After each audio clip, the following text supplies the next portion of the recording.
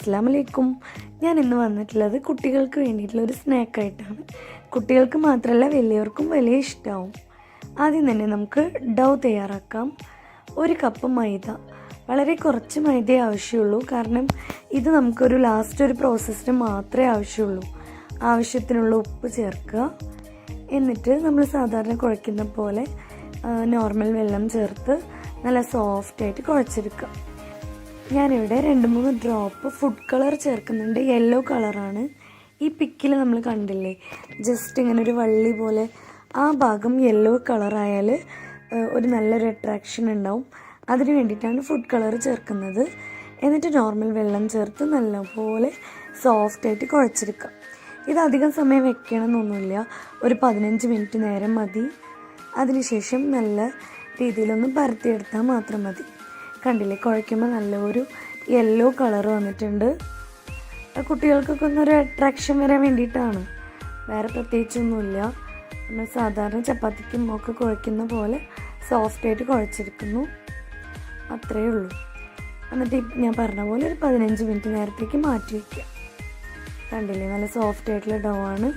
അതിനുശേഷം ചപ്പാത്തി പലകയിലിട്ട് നന്നായി ഒന്ന് പരത്തിയെടുക്കുക. അതിനുശേഷം കത്തി വെച്ച് ജസ്റ്റ് ഇങ്ങനെ ലൈൻസ് ഇടുക ആ സ്ട്രിപ്പിന് വേണ്ടിയിട്ട്. ഇനി നമുക്ക് ചിക്കൻ റെഡിയാക്കാം.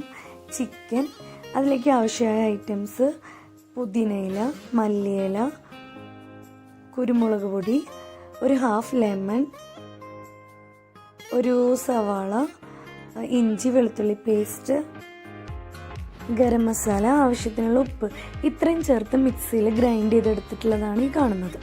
വേറെ നമ്മൾ ഫ്രൈ ചെയ്യാനൊന്നും വേണ്ട. പച്ചയായിട്ടുള്ള ഈ ഇറച്ചിയും ഐറ്റംസും കൂടി ജസ്റ്റ് ഒന്ന് ഗ്രൈൻഡ് ചെയ്തെടുക്കുക.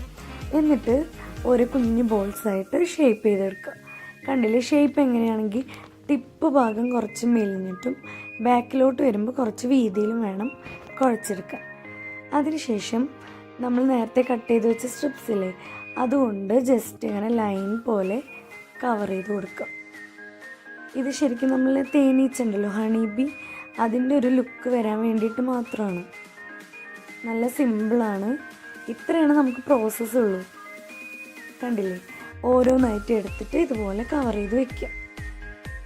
അതിനുശേഷം പാനിൽ ഓയിൽ ചൂടാക്കി ഫ്രൈ ചെയ്യാനിടുക.